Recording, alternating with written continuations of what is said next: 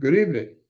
My name is Ray Dwyer, and this is Dr. Joe Dispenza's meditation and book discussion group.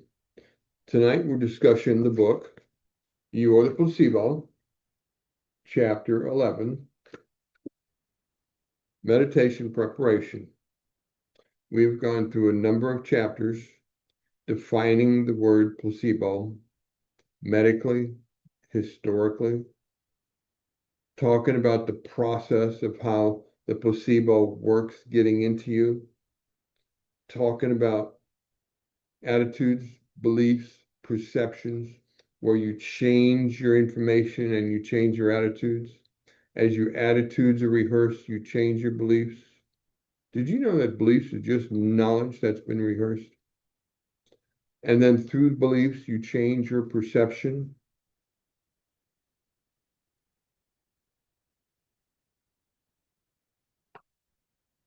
That really is what that doorway is about.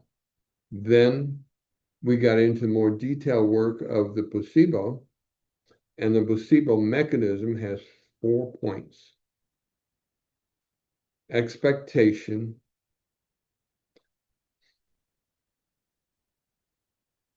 There's another word to it that just slipped my mind. Expectation, uh, the message, conditioning. There it is. Expectation and conditioning. Then the message of the placebo. I don't mean the message as you write in a book. I mean the message for your heart. Repetition. Think of stress. You rehearse a stressful moment many, many times. That's because the mechanism of the body mind is meant to be a rehearsal thing to get it embedded in the very chemistry of your body. So you rehearse it and you add energy to it by having a message that makes your heart rejoice. Those are the 4 mechanisms. Now we're going to talk about meditation preparation. There's many different formalities of meditation. I was just saying that there's a lot of different modalities of meditation. And so if this contradicts something, I'm not telling you they're wrong. I'm just telling you it's different. And this has an effect on me that I am proud to participate with. Okay? So just follow what it does and you'll find out. And you just might. Dr. Joe, one of the things Dr. Joe said early in my work that kind of put me on track, it says, you do the work, you get the promise. And so I put on my Mr. Manhattan and says, fine, you're on. And I took that challenge and I just determined to do the work. And you know what? I got the promise. Isn't that cool? Let me get into the material. The chapter starts on page 267. All of the participants in this book who changed something about themselves had to first go inward and change their state of being. So think of your meditation practice as a way for you to take the placebo every day, but instead of taking a pill to change your state of being, you be going inward to do it. It's an inward thing. It's an energy thing. Okay? All right. So that's the beginning premise, is that all the rules of placebo apply, except instead of taking a pill, you're taking an energy seed. So if you meditate when you're getting ready for sleep or just coming up out of sleep, it's easier to slip into alpha or theta than waves. When to meditate? There's 2 parts of the day that your mind is most susceptible to going into alpha theta. And that's early morning when your head is not quite engaged yet, and before bed when you're half ready for bed already. Okay? And I find that very correct. But I'll tell you honestly, you ever wake up in the morning and your head just goes, not today? I've sat here for 30 minutes and just with my eyes going, forget this. I've had days like that. It's just, I have no idea. I don't know if my stomach got upset or I had a bad dream or what, but yeah. And so I just wait up and later in the day, then I'll sit down and have a nice, at least half-hour meditation. So don't beat you up over it. That's just a human thing. But the morning and the evening is generally the best time because your resistance to moving into alpha theta is at its lowest state. Where to meditate? A place that you can return to every day and use your regular sacred meditation spots. There's cultures around the world where people build little kiosks, a prayer kiosk around their house somewhere. And the family sees it as a sacred spot. There's something about what it does in the mind to have a space set aside that suggests into your body, okay, now's when I do my work. People do it for their jobs all the time. That's why they set up a workbench, because they know when they go to the workbench, their head changes gear and they get into their work. Just whether it's artists or musicians or work or meditation, there's a mechanism of familiarity that helps you move into meditation. So the suggestion is don't just do it one morning in one chair, one morning in another chair and around your house. If you have a reason for that, fine. But if you could get a dedicated space, it will help you settle in just that little bit extra. That's the where to. Um, if you prefer to meditate to music, choose soft, relaxing trance music. Sometimes you might get tired of Dr. Joe yelling at you about space. I get that every now and then. Sometimes I get up and I don't want to work on a project. I just want to put it away. So the suggestion is find music that's rhythmic without words. For me, my favorite, because if it's structured and I get into listening to words and my mind gets analytical. So what music did I find to satisfy what I'm saying? Handpan music. It's just a little percussive and it has no structure and it just is so beautiful to me. You can go to YouTube and do a search on handpan. That's one word, Handpan. And the second word, meditation. And there's a list of different players and it's just dreamy to me. Another sound I sometimes go to is since I grew up on the beach, I love the crashing wave sound. I don't mean hurricane sounds on the West Coast, East Coast or something like that. I mean just nice crashing rhythmic waves. It just takes me home. Sometimes I do that. But you get the idea. You want something that's not structured that you can go to and put away your day. Most of the time I have Dr. Joe on, but occasionally I like to do that.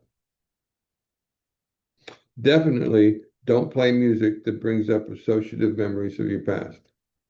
Don't play your favorite romance movie, well, music, the one where you have an old heartache and this music takes you there. No, that ain't going to do it. Don't play a music that has a story in it that carries you into a thought. That's not what you do the music for. You want something that helps you put the day away. And if it's got a story or memory, you're tying yourself to the memory. And so that's why I like just those sounds. Does that all fit? Making your body comfortable. Whether you're sitting in a chair or on the floor cross-legged, sit straight and keep your spine erect. Your body should be relaxed, but your mind needs to stay focused. So don't be so relaxed that you fall asleep. I talked to one lady who was telling me what a great meditation she was. She was so into the meditation, she doesn't remember anything. And I just laughed. You were meditating, you were sleeping. No, yeah, you were. That delta brainwave turns off your memory. So you're supposed to be cognitive, not cognitive here, cognitive in the space. You're supposed to eventually learn how to let go of this analytical mind and just rest in the observation field where you observe and receive an experience and be the observer. That's the goal. As you begin in meditation, close your eyes and take a few slow, deep breaths. Soon you should drop from beta waves into the state of alpha. This more restful but still focused state activates your frontal lobe. Now there's a contradiction for you. This more restful but still focused state activates your frontal lobe. I just told you that you're supposed to let go of this so that you can move here. And he just says moving here activates this. What are we talking about? What are we saying that don't contradict each other? How do I put that? When you move into your awareness mode, you're not unconscious. You're in a special kind of consciousness. I call it attentive awareness. Let's say you're a passenger in a car and you're looking out the window and you're watching everything in the driver and you get to where you're going. And then where you go, somebody says, "Oh, do you remember how you got there?" You go, "I don't know. I didn't just, well, you saw everything." Yeah, then how come you didn't see it? I wasn't paying attention. So you could have had a half an hour experience and have almost no memory of the experience. Now, what if you start that same journey and you know you got a friend on the other end, one of those kind of friends, he's going to ask me, "How'd I get here?" Just because that's the kind of guy he is, he likes to play with you. And you're still the passenger. So how do you do that? You put your mind with the intent of being an observer, but an aware observer, an attentive observer. Now, as you watch, your mind knows that it's being challenged to be attentive. You're still not analyzing, you're still not judging, you're just recording as an attentive mind. Now, if you've never practiced that, it's something that takes a little practice, but it has a lot of really good uses. And when I was seriously practicing that because of my study of this book, I was in a lecture one time, and the guy saw me just kind of playing. Right, you paying attention? Yeah, I got you. Right, what did I just say? So I said the last 5 minutes of what he said, even his inflections, and teased him about some of his accents. He never asked me again what I was doing. Oh, it can be done in a very relaxed state. Now, I can't always do it because I'm not always attentive, but he just caught me in one of those moods that my brain was recording. And he didn't like me making fun of his accents and stuff. So he never called me again in the whole series of lecture I was in that time. Okay. How long to meditate? This is another important point. When you sit down, we've had this discussion is this, do I need to meditate for an hour for my placebo? And I said, once you learn it, all you need to do is for a few seconds. My placebos last less than 30 seconds once I learn it. Because I just run that image through me, I get the energy rush, and then I go on my day. And I do it again and again and again throughout the day. It's like taking a pill. How long does it take to swallow a pill? Just a moment. How long does it take to rehearse this? Just a moment. Once you learn it, once your body knows it, see? Remember, just as you're getting away from the sensory input, you're also getting away from being conscious of time. You're stepping out of the time. So if you're constantly worried about what time it is, you're completely defeating the purpose.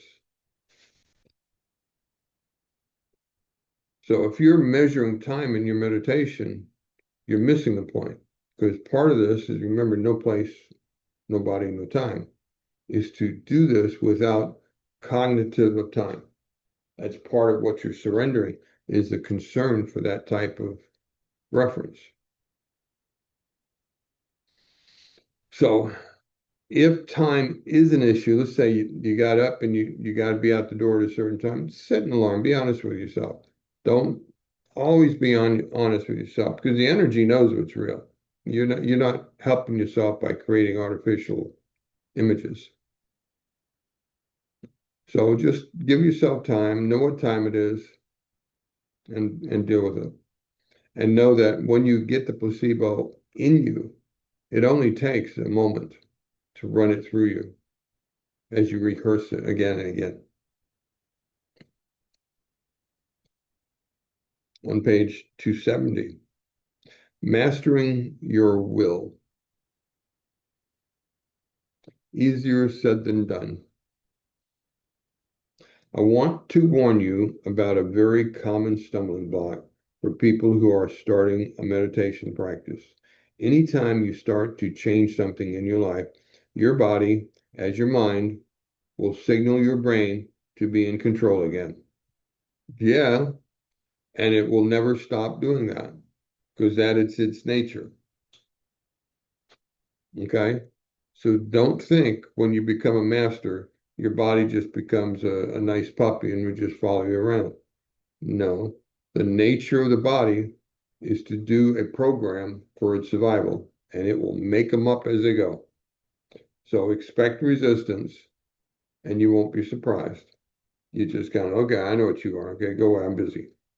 Yeah, it's just, yeah, so that's a little reality check. Why don't you start tomorrow? Why don't you do this? What about this? Oh, you didn't close it. Are you sure you closed the refrigerator this morning? And you just go, everything is fine. Now, but let's get back to this. Okay? A little reality check. The moment you respond to that voice as if it's saying it's true, your consciousness immerses itself back into the automatic mind.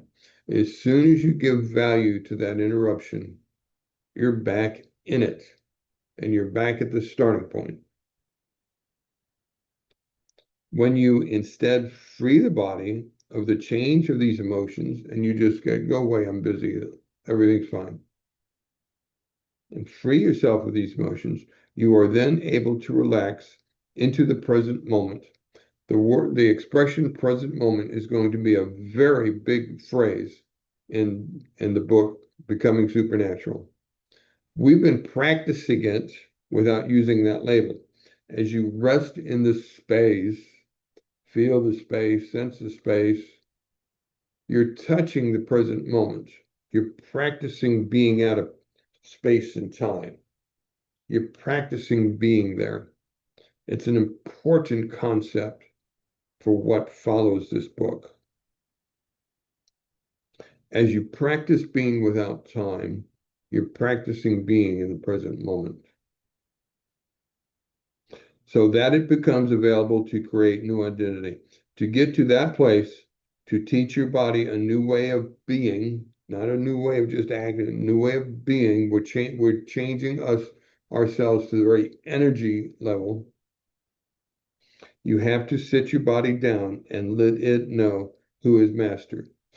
Remember my I am statement I tell you. I don't tell it to a out there. I say, Daddy's home, listen up. I am telling my body I am master to the best that I know how to communicate this new energy. So that when I sit, I am not a reflection of my ego mind. I am my consciousness learning how to be that consciousness. Then he goes into a story of, we have a ranch with 18 horses. And he goes into a nice story of learning how to control the horses If he's away for 6 months or something, the horses aren't used to being ridden and they're not used to him, and they get mad at him because they're frustrated because he's not there. So if for the memories that they have, you didn't ride me, you don't love me, and get off me. and he has to go through this gyration of controlling them, and they want to go visit their girlfriend horses and all this, and it's kind of funny. And he has to just sit patiently and tell his horses he's in charge. And he says in this story, this is what we have to do to our bodies. Our body is not used to being led by our consciousness. It's used to being led by chemicals and survival mind. And if we want to do something else, we have to convince it, not casually, not once, but repeatedly, that our consciousness is what's leading this parade now. That kind of gentle but firm refocusing is exactly the same approach to use with your body when you sit down to meditate. That recoaching, that patient recoaxing, and sometimes you have to go all the way back to those first meditations to tell your body, stop it. Let's just start over again. Let me tell you, and start doing basic meditations. For me, my foundational meditation is Blessing of the Energy Center 3. That is my foundation meditation. And still to this day, I have days when I start and go, oh man. And I go back to Blessing of the Energy 3. There's something in my head broke my discipline. Well, I did. I got compromised and just, and now I have to rebuild Blessing of the Energy 3. And then I can go into these other meditations and move right in because my body's back in order. So the moment you start to notice your mind wanting to go in that direction, you just pull in the reins, settle your body down, and bring it back to the present moment.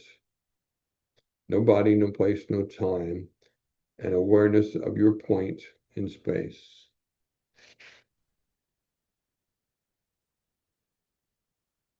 And you just tell yourself, let's settle down, relax, get back into the present. That's the whole point of this meditation with the placebo. If you're fully analytical and your mind's racing, then you're not going to get a good placebo event because you're off to the races and thinking of other things. But if you can get in the pleasant moment, that works too. Um, then the drive and the meanings will find heart, and your body will respond.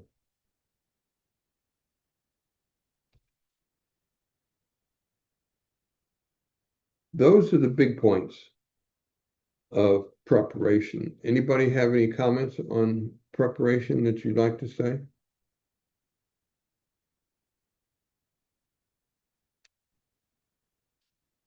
Essentially, it's pretty basic stuff. This is what we've been doing from the time we started breaking the habit. Uh, they just spelt it out so that you know that you may be doing this, but don't do this accidentally. These little points really are the right process. Okay. Now moving to the next section on page 272. It's subtitled, Moving into an Altered State. The meditation I'm going to walk you through in the next chapter begins with a technique called Buddhist open focus. Open focus is when you aren't, well, it's what the name implies. You open your focus so that you become aware, so that you observe a field, a space. Pointed focus is when right there. You could practice putting your attention in the palm of your hand right there. Put your finger just above it and focus on, and you can heat that spot of your hand. It'll get hot because where the attention goes, energy flows. And as you practice this and you learn to bring your attention to that point right there, you'll feel your palm of your hand heat up. That's focus, pointed focus. What we're doing is just the opposite. Instead of using our attention to drive energy, we're using awareness to observe. Our consciousness can do both. We are both particle and wave. They're both correct.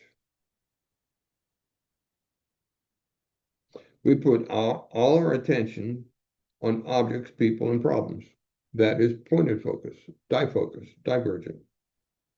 We call that type of attention object focus. There it is.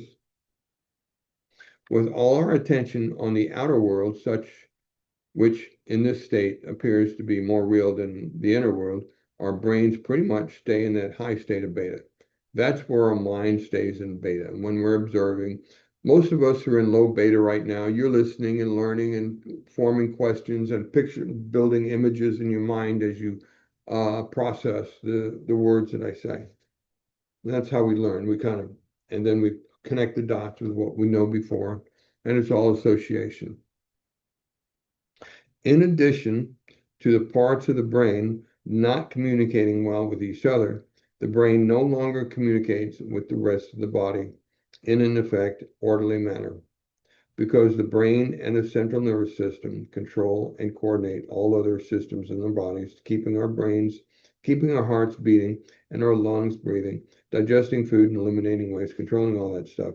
Our brains send very disorderly messages and disintegrated signals down the spinal cord to the rest of the body. As a result, none of the body systems get a clear message. Instead, the message is very incoherent.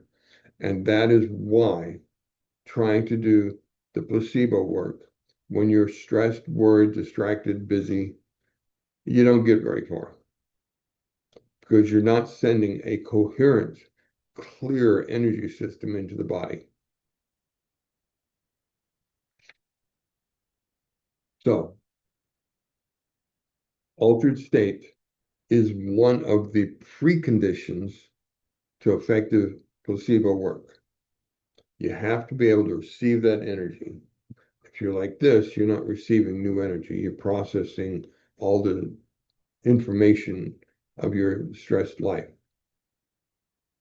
In open focus, on the other hand, we close our eyes, take our attention off everything material in our outer world and its trappings, and instead open our focus to pay attention to space around us. I like to change that phrase a little bit. Instead of giving it attention, you become aware and give attentive awareness to the field about us. That's a better image for me. We're not giving our attention to anything physical. We're not thinking. We're becoming attentive to the field about us. Remember that conversation we had about space? We're attentively aware and observing it. Being contemplatively observant, our mind is seeking tuners. We got automatic systems in us that have tuners that run our space around us, looking for signals that we tune to, that our cognitive intent is looking on. Research shows that when we use the open focus technique properly, the brain starts to become more organized and more synchronized with the different compartments working together. As you move into that space awareness mood, your brain has perceptions already there. And as you move it, you're in observe mode. Your body, like digestion, already knows what you're looking for without you making an issue of it. And so you're just in there observing, and it knows what your priorities are. It knows what you're attracted to. It knows what your wishes are, things like that. And you go into space and you have these hidden tuners looking for things. You can't do that in a stressed out mind, because in a stressed out mind, you've already got a shopping list to pay attention to. That's what stress is. The end result is that we feel more whole, integrated, and balanced when we practice being observers of the field about us. That is simply how the system works. Sunita, I see your hand up.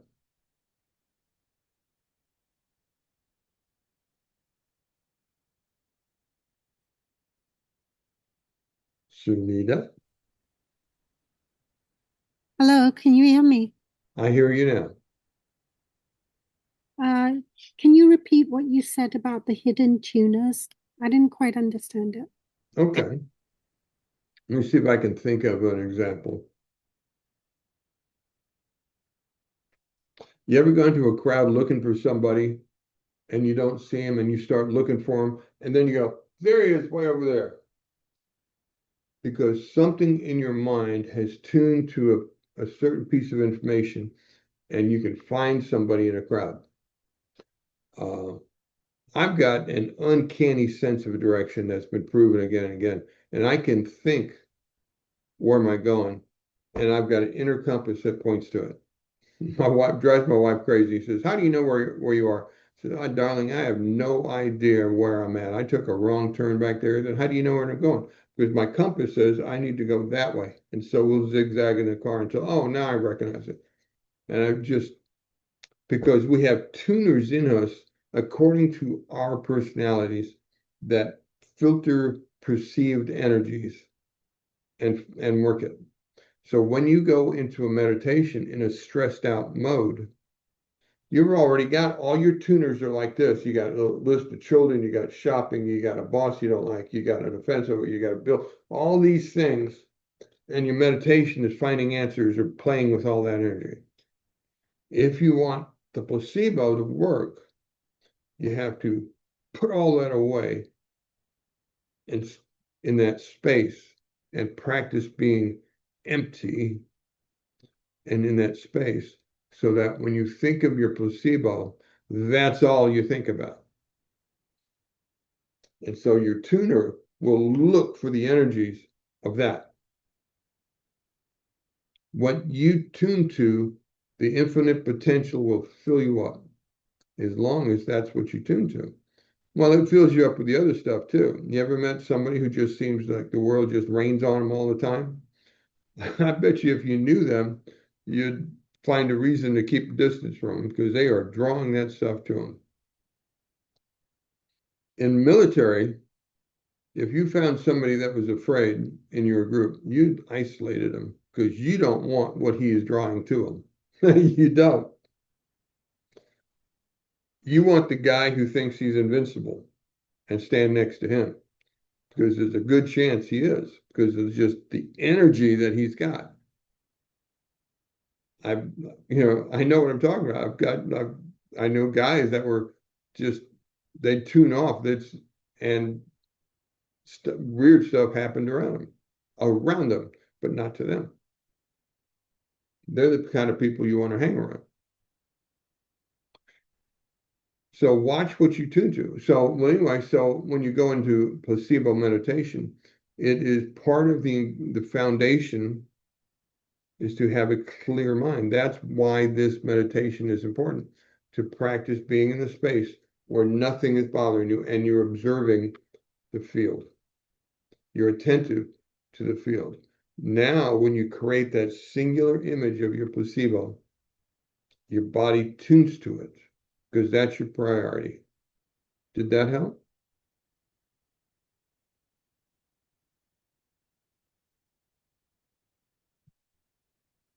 Okay. After next spot, the sweet spot of the present moment. After walking you through open focus, the meditation you'll do will move you into the practice of finding the present moment. That's what we are practicing when you go into the space and you feel the space, sense the space, walk in the space, be aware of the space. You're sitting in an open, present focus, present moment. And that is the field where placebos work. Every single thing from the smallest microorganism to the most advanced culture in the world exists within a field of unlimited information called the quantum field. Everything that is a element of the quantum field.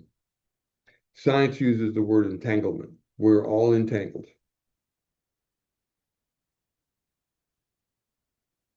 As you get deeper into the meditations and you become competent with tuning, then you'll understand why tuning works, because there is no distance in it. There's no awareness of distance. I've had effective healing meditations for somebody 1,000 miles away, and they acted like I was there with my hands on them. There is no distance. As the quantum model of reality says, all possibilities exist in the present moment. But if you're waking up every morning and doing the same sequence of events, making the same choices that lead to the same behaviors, that create the same experience, that produce the same emotional payoff, then you aren't opening to any of those new moments. So step out of the world for just a little while in these meditations. Just step out of it. Take that uniform off, like Dr. Joe says.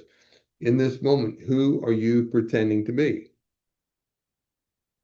Because who you really are is this eternal consciousness. We have a social order where we are taught to pretend to be certain things. For most of my life, I pretended to be this employee, this worker, this electronics tech, and on part-time, I pretended to be a tough army vet. And as I healed, I learned that those were just uniforms that I put on as part of my survival ego mind. Who are you pretending to be when you're not with us here in Dr. Joe Studies? In this state, we can never find the present moment because our brain and bodies are already living in a known future reality based on the past. If you're living in that pretended world of stress and struggles, you're living in a world of survival and lack, because that's what competition, that's the foundation of competition, is a premise of lack. I should warn you here that when you begin a meditation practice, if you just insert your meditation as another event for the day, you've defeated yourself before you start. It's got to be a love moment. If it's just a chore to do, you've missed it. It's got to be a love moment. Sit down and say hello, I love you, to your angels that are with you. Thank them for being there for you. Give yourself a love moment. You're merely be adding another item to your chores list if you don't. You have to be fully in the present moment, not thinking about what's next or predictable. You got to learn to really let go and participate in the sense of the reality, the sense of space, and that stuff. So if you're paying even the smallest bit of attention to things, people, places in your external environment, then you're reaffirming that reality, and you're diminishing the work of your placebo. In order to, now I'm over on page 278. In order to access the unlimited potential that's waiting for you in the quantum field, you have to forget about the known in the body. You really have to. I like to say that a little differently. I don't want you to actively try to forget something. Whatever it is, what's in your past is written in the book of life. I don't encourage you to try to forget anything. I encourage you to devalue it and diminish it and change the story of it. Let me tell you why I don't tell you to forget, because that's actively doing just the opposite of what you're trying to do. This cortex of ours is a recording, and it's based on what you value. The more you value it, the more it will stress and build chemicals to remember even if you're telling it, I don't want to remember, I don't want to remember, you're building a funny circuit in your head that says, don't remember this, don't remember this. But that circuit you're building is the remembrance of what you're telling it not to remember. So anytime you do anything that you have value to and you respond with value or emotions, you've recorded it in your head somehow. So how do you undo a memory? You don't tell it to forget, you change the meaning of it. Oh, the expression I like to use that's so easy is, oh, that was a bad day. Instead of, oh, that was a bad day. I really messed that day up. Okay, let me show you what I'm doing now. And I take the moment, diminish it with some kind of meaning and the meaning is, oh, that was a bad day. I don't give my old memories any more credit than, oh man, I messed that day up. Yeah, that was bad. I kind of messed that up with a lot of, yeah. Okay. But let me show you what I'm doing now. And then I turn my energy back up to another point that I want my mind and heart to remember. Because what you did, what happened to you, is written in the book of life. But what's not written is your relationship to it, your meaning to it. And that's free for you to change on a dime. Right now, right here, you can go, oh yeah, I remember that. That was a bad day. Boy, did I mess that up. I hit that pothole square on and just wrecked the tar out of my car. Instead of beating yourself over, yeah, it was just a bad day. I won't get near that curve again. And just change the story. Okay, I got a good car now. I got it fixed. I'm driving smooth. I know where that, yeah, and just diminish it. Okay. I don't care if somebody assaulted you, robbed you, when you got fired, you had a broken heart. The event happened. Change your relationship to the event. I got a head concussion and I was so upset it messed me up. I went around like a boy with a headache, man. I got dizzy until I realized that head concussion discovered a cancer in me that was really, really potentially dangerous.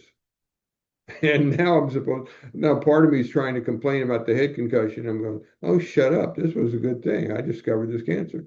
I changed the meaning, and the meaning that I was doing to myself just evaporated. Because anytime I got that in me, I just, oh, yeah, yeah, that was a good thing. Look at that. I discovered a cancer.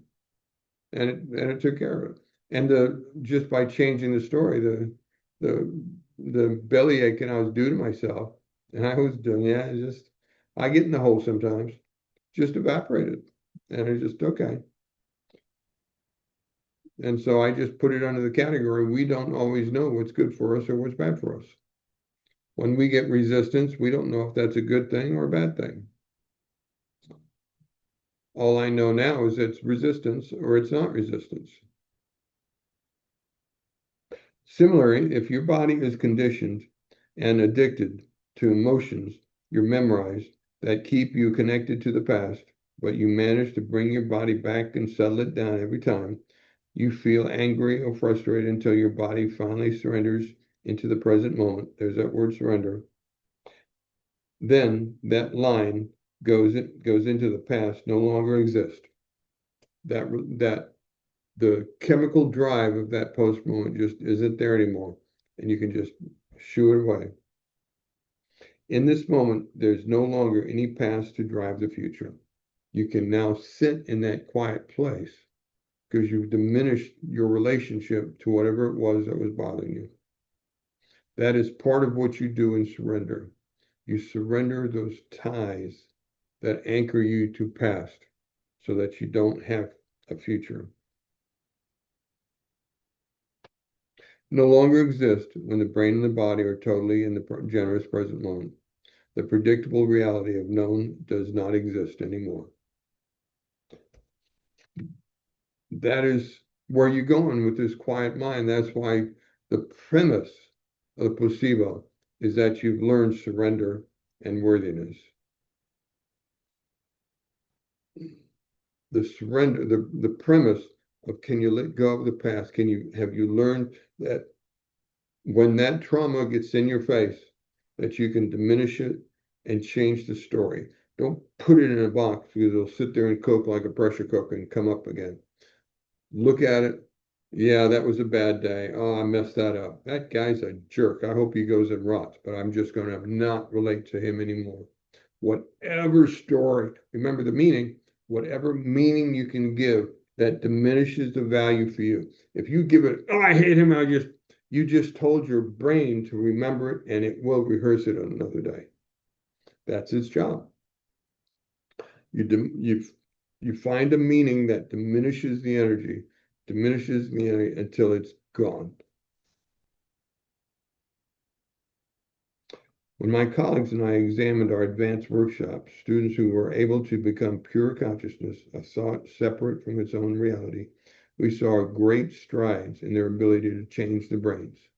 You can literally change the wiring in your brains.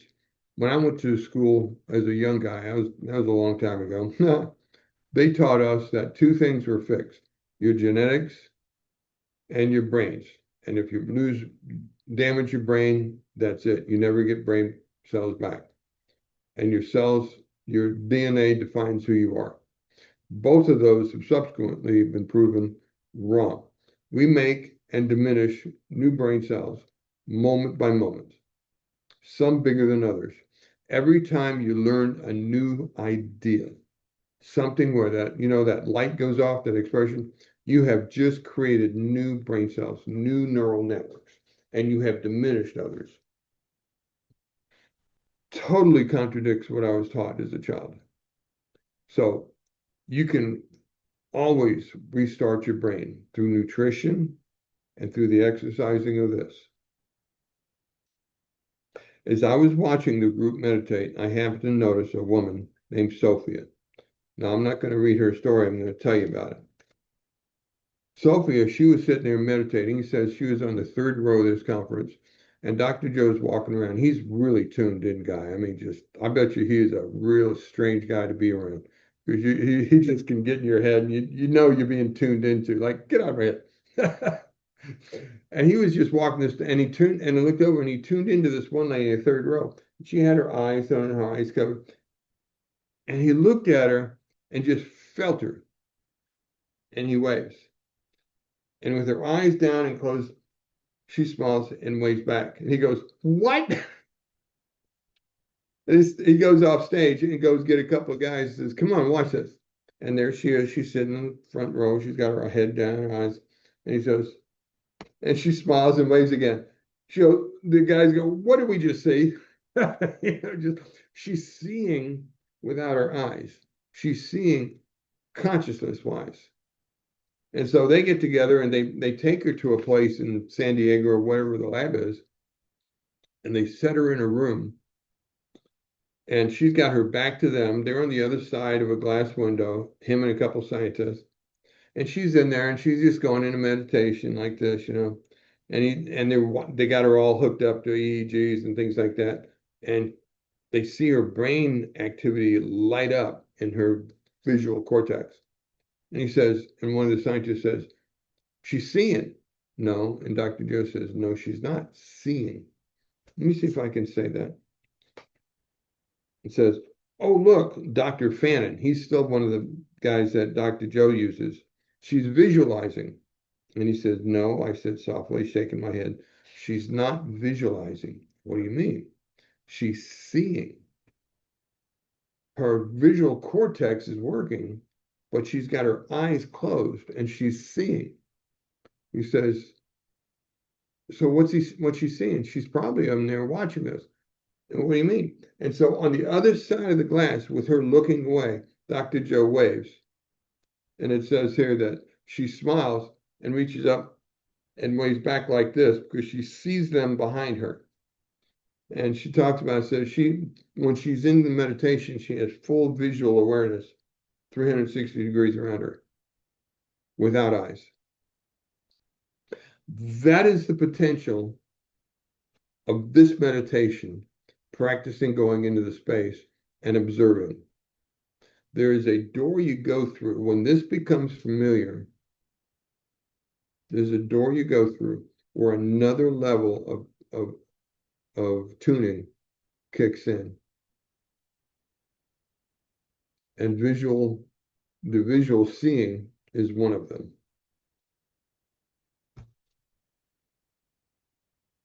As I said, if you focus on the unknown, you get the unknown. Ready? Practice. See for yourself. That ends chapter 11. Okay, guys.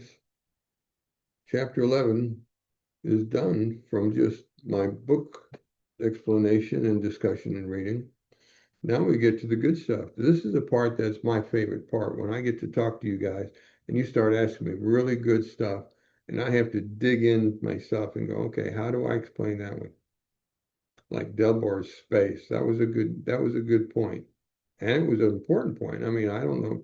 I'd say most people come up to that word and just blow it off because it's, I don't know, dude. Thank you for asking it. So what else anybody's got?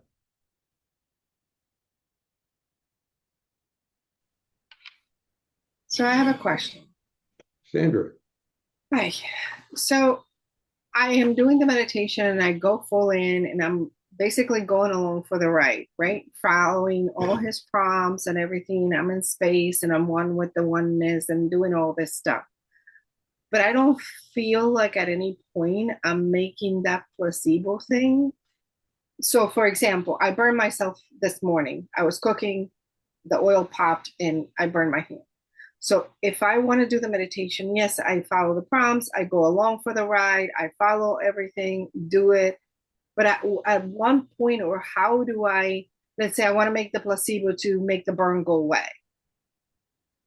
Give me your thought, like how to do that. Okay. First, foundation stuff. How did I learn to find that quiet place in my head? I had every now and then you hear me talk about my teacher. This is one of the lessons that my teacher gave me. I was trying to understand going into space and what the difference and the awareness, because I wasn't getting it. This is somewhere around my second year of doing meditations with Dr. Joe. And I'm sitting there in meditation, and I'm just trying to find the answer to something very close to that. And my world goes away, and my teacher's before me, and he said, without saying anything, he kind of motions me, and I start following his energy. And it appears that I was going down a long hallway, big old stone pillars on each side, just one of those symbolic journeys. And we go down a ways, and then he stops and he motions to a room across the hall, and it's a big door. And in the doorway, I see a little candle. And he says, go in. And I know I'm supposed to walk up to the candle. So I walk up to the candle, and my teacher is standing at the doorway. And he goes, experience the candle. So I'm looking at the candle. I see the light. It's yellow and orange. I see the smoke. I smell the smoke. I can hear it going flicker, flicker a little bit. And, it's like, okay. And all he says, and I hear him say in me, now blow it out.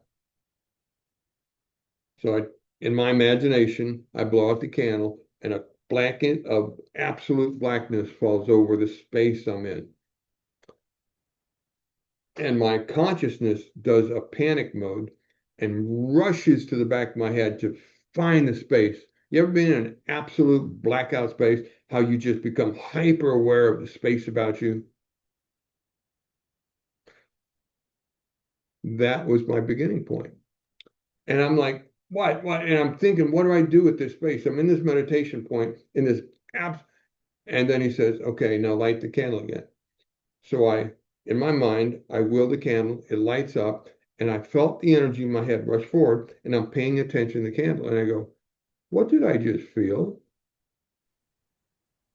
And I'm thinking about what I just felt in my head, and he says, blow the candle up. I'll blow the candle. And now I'm aware of something, and my head rushes back to become aware of space. Because I have no sense input, no sound, no light, no presence. I don't sense my body. I'm just in this blackness. And I'm back here and I go, oh, I started to smile. Oh, I think I got this. And he says, no, light the candle. And I willed the candle, it came up, and I felt it rush forward. And now I know I've got the feeling in my memory. If it feels here, I'm in my senses. If I want space, I will be able to feel it back here because this will go quiet. I could still have cognitive awareness of what I'm experiencing. That's when this guy is still just doing his recording things. That's the attentive awareness. This guy, if you had an EEG in, you'd see a shift in me, but I would still be operating because I'm paying attention. I'm giving attentive awareness to what I'm experiencing. But I'm back here and I'm stretching. Now, in Blessing of the Energy Center, I got to take this and move it around. So I could go here and I come down, up, up, up. So now I know I'm supposed to be in a field space, and I can define how big or how small it is, whether it's here or whether it's undefined. Because you practice, that's one of the lessons of Blessing of the Energy Centers. You take the space, the field, and move it here, go open, put it focus, go open, put it focus, go open, go. And you do it again and again and again and again. And pretty soon you realize a couple things. You realize I am not my body because I'm sitting there poking it, opening it, poking it, and I am not the energy. I am something beyond the body and the energy, directing the energy through the body. Huge lesson to really grasp. Then what am I? I'm the conscious creator of this experience.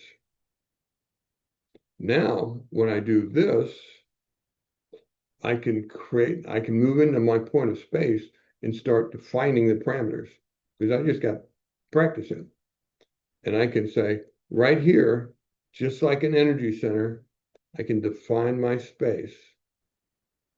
I'm going to put my energy here, not as a thing I did with my palm earlier, but as a field of space. Now, what am I going to do with that field? I'm going to create a story that will aid my body, direct my body to heal it.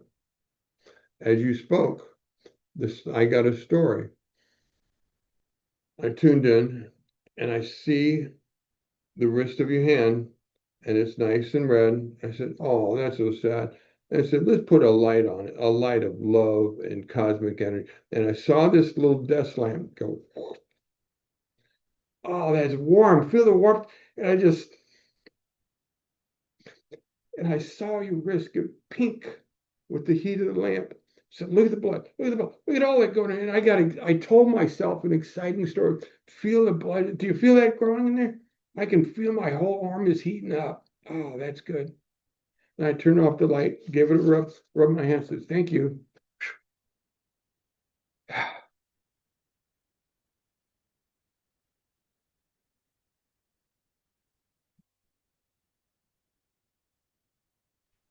Thank you. That was beautiful. Did that resonate with you? Yes, very much so. But my question, like, I love your example in how you did that and send me healing. Thank you very much. At the same time, where during the meditation do you do that? If I'm doing this, once you cognitively have memorized it, you can do it at a stop sign. Oh man, I got 30 seconds. Got it. Okay. Now the first couple times you have to get into the flow where the body memorizes it and you know the energies. Once you know that energy, you just take a breath and rehearse it. You take the pill of that rehearsal. You're already conditioned by my discussing it with you, and you can feel my passion in it. I just, yeah, I got that. That's cool. That's the condition. Now you got the message that, yeah, I can do this. This is just an energy directing in the form of light in the image to stir the circulation in my body so it will heal quickly. Then you just do it again and just get a kick out of it. Pretend you're a little girl in a chem lab and you make smoke out of mixing. Go, oh, that's cool. Yeah, I'll make that thing. That stuff smoke. Look at that. Let the joy, your childhood joy, I mean, someone once said going to the kingdom as a child. I'm starting to find there's magic in that child thing. There's an innocence that adds cosmic energy to it. Our adult minds are so complicated. A child just wants to go, cool. Yeah. Thank you very much. That was a whole lot easier to understand. Thank you. Appreciate it. That was a good example. Very good. Thank you. Thank you, Sandra. Anybody else got something for me tonight? Do you know, so you don't have any questions about preparations for placebo?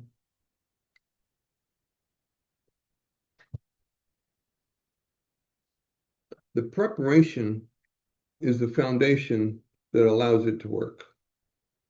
If you don't do right preparation, then you're still in the survival mind, and it's any attempt that you make would just be diluted by the distractions of stress in you.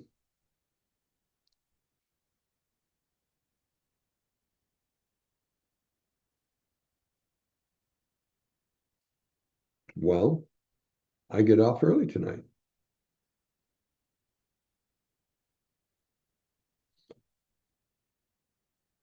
All right. I'm going to stop the recording and then talk about something. Thank you all for being here. This was a short chapter. I was thinking about combining it. Next week will be a short chapter as well. And but I want to give the whole hour to chapter 12 just because it is the last one. So let me end the recording. Stop recording.